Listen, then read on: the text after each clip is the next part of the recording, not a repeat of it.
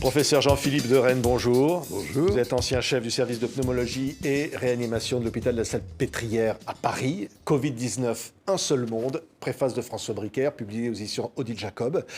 Et c'est une étude absolument exceptionnelle que vous nous livrez, pratiquement un journal de cette épidémie dont vous dites finalement le monde s'est réuni comme un seul monde pour affronter un mal unique. Et c'est quasiment historique. Absolument. On n'a jamais vu ça. On n'a jamais vu tous les pays du monde, sauf le Turkménistan et la Corée du Nord, tous les jours, afficher le nombre de cas, de morts et éventuellement dans la réanimation. Oui. Même ceux qui mentent, même ceux qui n'ont pas les moyens. Tout le monde. Une seule humanité face à un C'est une seule même humanité, mal. avec en même temps ses faiblesses, hein, ses réussites, mais tout le monde est ensemble. Vous vous rendez compte que plus de 200 vaccins étaient à l'étude en décembre 2020. Aujourd'hui, il y en a encore, bien entendu, beaucoup plus. Autre extraordinaire chose, tout ce qui concerne le Covid en littérature scientifique est en accès libre et gratuit.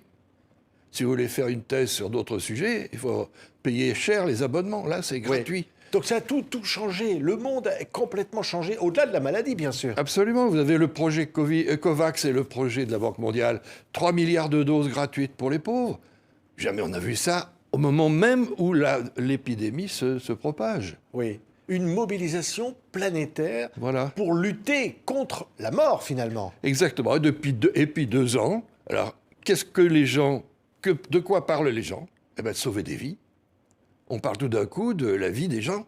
C'est quand même plus important qu'un certain nombre d'amusements. Oui, mais au fond, et vous allez nous en parler, on essaie de comprendre ce qui se passe. Aujourd'hui, un nouveau variant, Omicron, dont on nous dit qu'il va devenir majoritaire, qu'il est beaucoup plus contagieux. Et en même temps, 90% de la population en France vaccinée, pratiquement un record. 3 doses pour une grande partie des gens. Ça ne suffit toujours pas. C'est un jour sans fin. Vous savez, depuis le début, il faut bien se rendre compte d'une chose. Depuis le début, ça n'a pas changé, fondamentalement. C'est quoi ?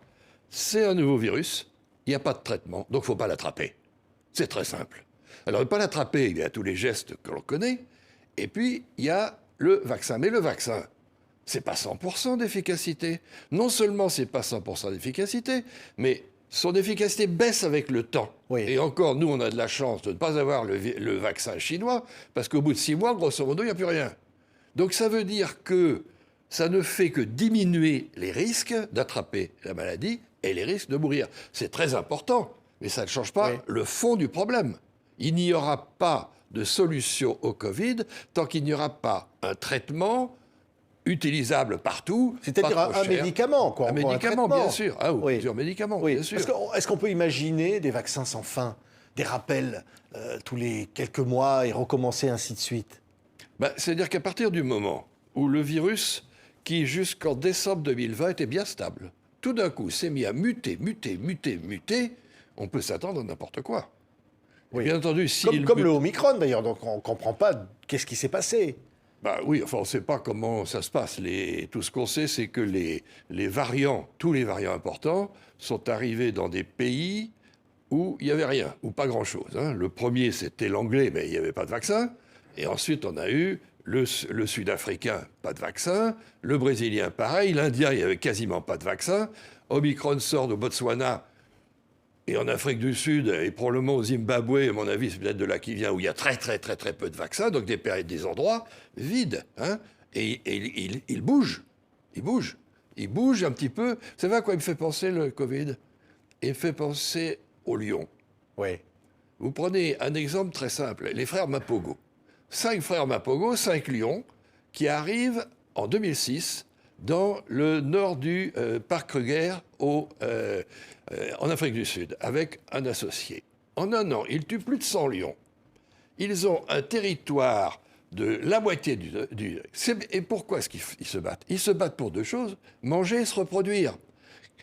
Ils se chassent les uns les autres. Eh bien, les variants, c'est la même chose. Delta, il a chassé tout le monde. Et aujourd'hui, avec Omicron, on se dit lequel qui va gagner, lequel des 2 qui va manger l'autre. Oui. Comme les histoires de lions, vous voyez ?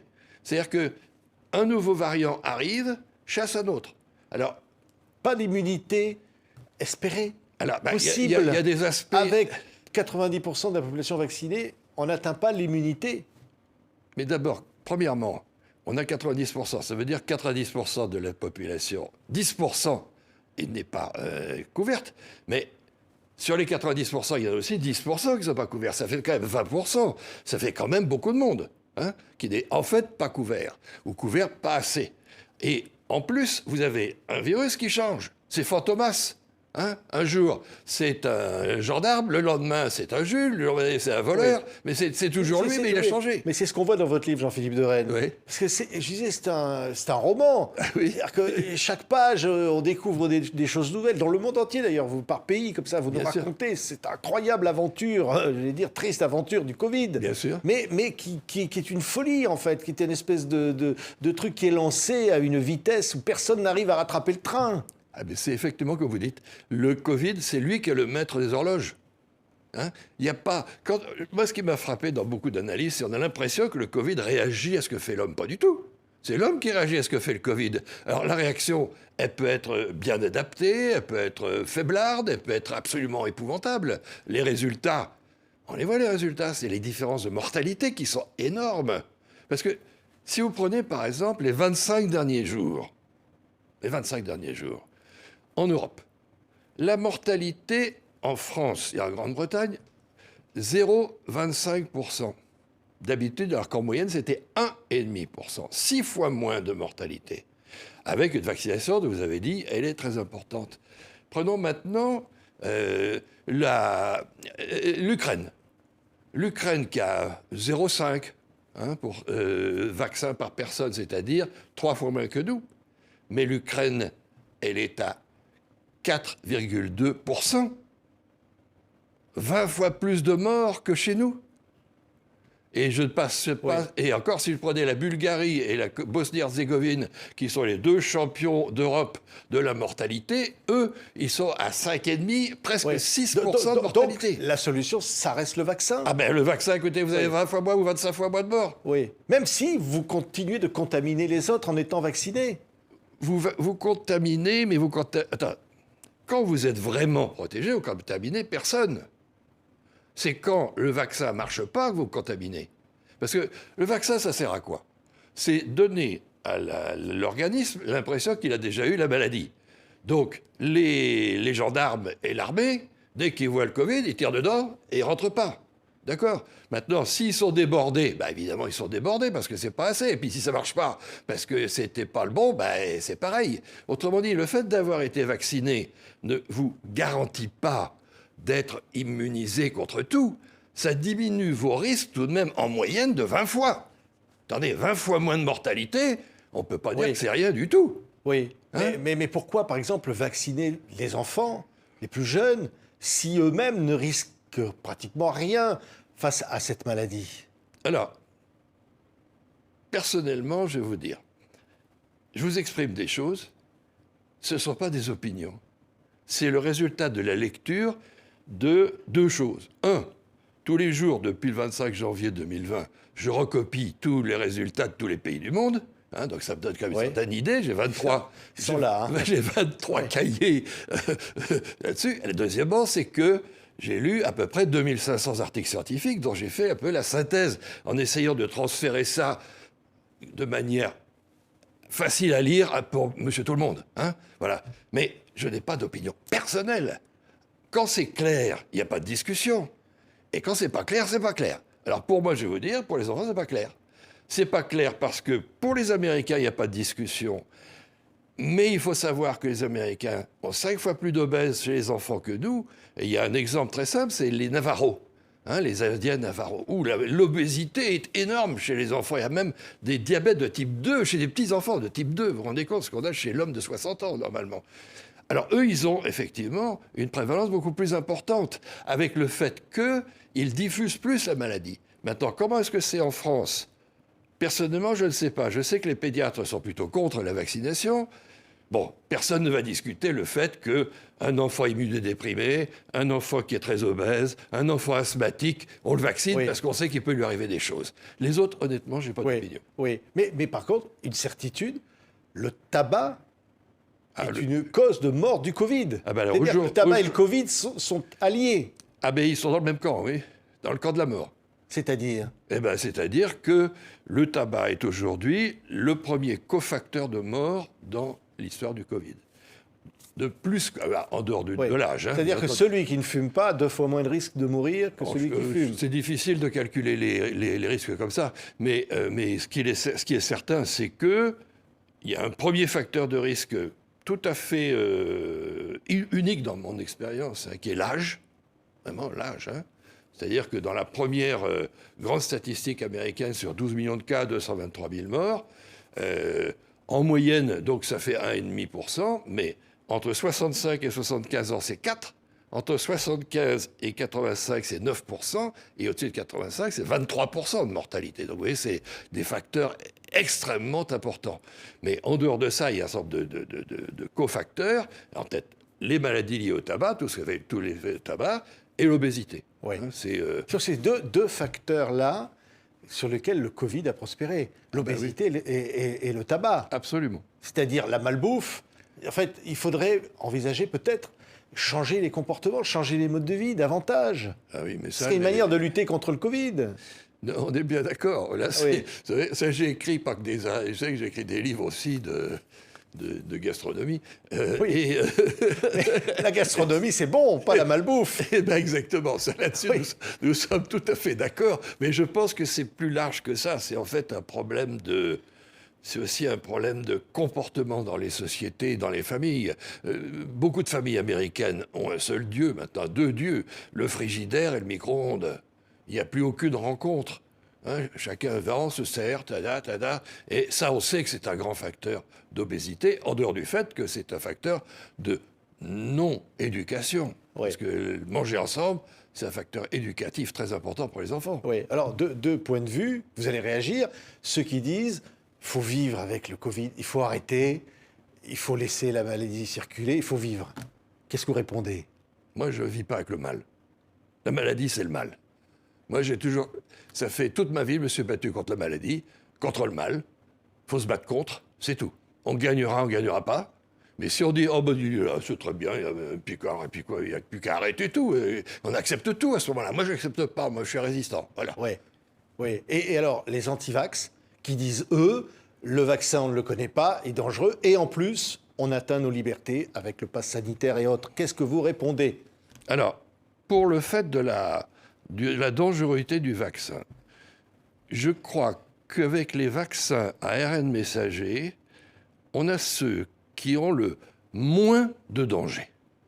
À la limite, ce ne sont même pas des vaccins.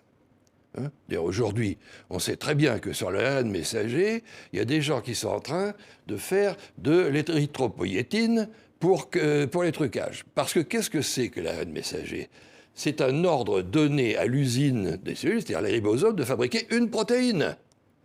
Cette protéine, si c'est de l'érythropoïétine, ben, l'organisme dit très bien.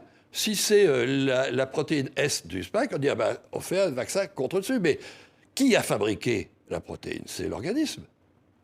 C'est l'organisme. On a un vaccin qui n'a d'ailleurs comme... On voit bien, parce que ce qui est reconnu, vous savez, aux États-Unis, les trois agences gouvernementales, le CDC, le FDA et le NIH, c'est des modèles mondiaux. Hein? Donc, sur le vaccin Pfizer, le seul qui est actuellement, qui a une autorisation définitive, on a de reconnu, en tout et pour tout, 2 complications. Des chocs anaphylactiques qui ne sont pas liés au vaccin lui-même, mais à l'enveloppe lipidique, et des myocardites et des péricardites chez l'homme jeune. Mais beaucoup moins que lorsqu'on a le Covid. Oui. Autrement dit, la complication du vaccin, c'est 20 fois moins que la même si on avait le Covid. Donc, point final. Oui, mais alors, qu'est-ce que vous dites ou qu'est-ce que vous répondez à ceux qui disent on veut notre liberté et de ne pas se vacciner? Alors ça, c'est un autre problème. La question de la liberté, si c'était se vacciner contre le tétanos. C'est une saloperie, le tétanos.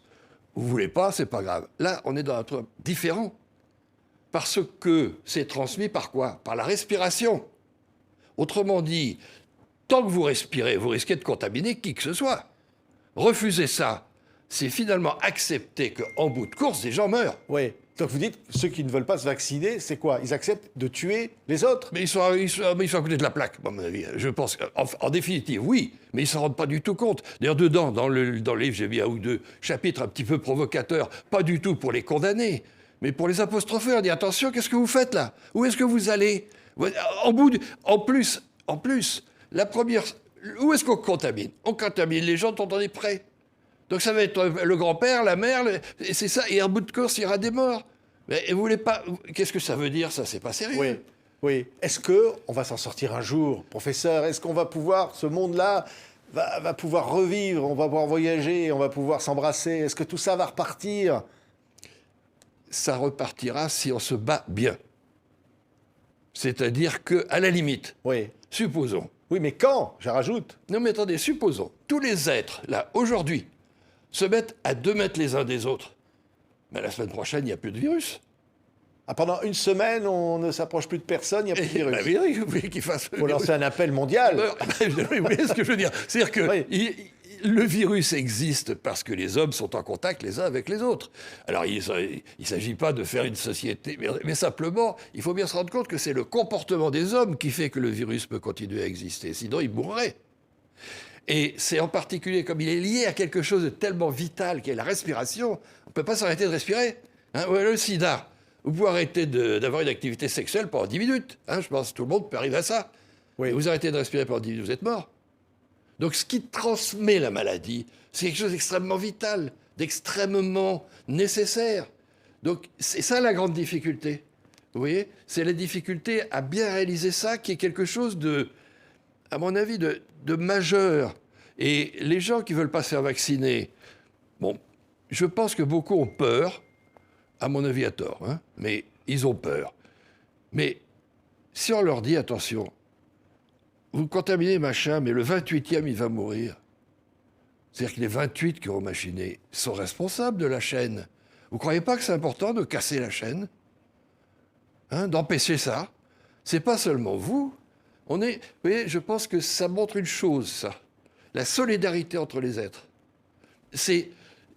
La maladie est liée à quelque chose qui est indispensable, qui est la respiration, qui est quelque chose de terrible, la respiration. Hein. 5 minutes, on est mort quand même. Hein. Bon. Et ça exprime le fait qu'elle va donc toucher en premier lieu les gens dont vous êtes près. C'est ce que j'appelle la logique de l'amour réverse. Plus vous êtes près et plus vous allez contaminer. Plus vous êtes près, plus vous êtes l'ennemi de l'autre. Alors que votre ennemi qui est loin n'est plus votre ennemi. Vous voyez, c'est la situation de la possibilité à l'envers. Si on ne réfléchit pas à tout ça, si on n'a pas ça en tête, de se dire je suis responsable de moi, mais aussi de mes enfants, de mes parents, de mes grands-parents, de mes amis, tout ça, et même des gens que je ne connais pas, eh bien, s'il faut faire un petit sacrifice, c'est un petit sacrifice. Honnêtement, être vacciné, moi j'ai été 3 fois, il n'y a pas de quoi aller. Hein. Il y a eu pire dans ma vie. Hein. Vous voyez ce que je veux dire? C'est ça, moi j'aimerais lancer un appel comme ça. Je ne condamne personne. Encore une fois, je condamne personne pour une raison simple. C'est que tout ce que je vous dis, je peux le dire parce que j'ai été capable de le lire. Mais supposons que je n'ai pas les clés pour le lire. Peut-être que je serais contre le vaccin pareil. Oui, peut-être que je serais pareil et que je serais dans l'erreur. Donc je ne condamne personne. Oui. Mais je ne peux pas ne pas dire attention, attention. Oui, réveillez-vous. Nous sommes tous solidaires. Un seul monde. Voilà. C'est ça le message. Ben, c'est un seul monde, voilà. Un seul monde. Merci, professeur Jean-Philippe de Renne. Covid-19, un seul monde. C'est absolument passionnant, fascinant. Tout ce que vous dites est dans le livre, chez Odile Jacob. Merci beaucoup, professeur, d'avoir été notre invité. Merci beaucoup à vous.